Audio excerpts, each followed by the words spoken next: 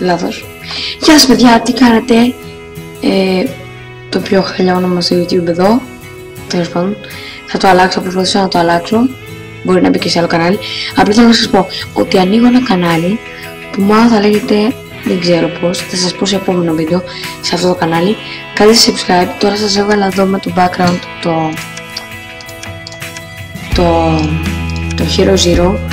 Απλά θέλω να ξέρετε ότι θα συνεχίσω τέτοια βίντεο και υπάρχουν και άλλα παιχνίδια που θέλω να κάνω. Και θέλω να βάλω λεφτά ώστε να πάρω το Elgato.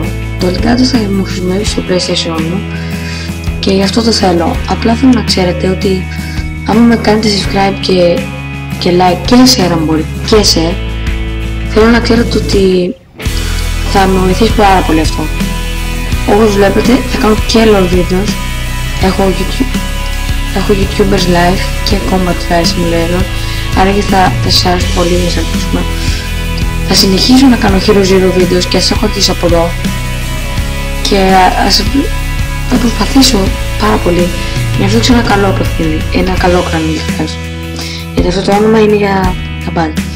Αυτό ήθελα να σας πω και θέλω να υποστηρίζετε. Το OBS είναι ένα από τα καλύτερα που έχω, να το βλέπετε.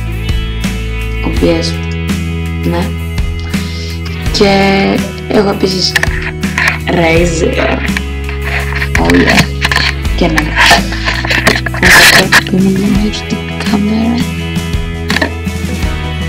νομίζω είναι.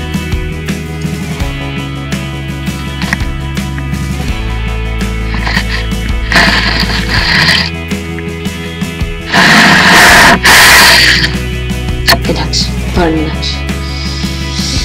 Αυτό ήθελα να σας πω και σας ευχαριστώ πάρα πολύ. Ναι, θα κάνω κι άλλο ένα Hero Zero βίντεο, απλά να σας το πω και αντίο.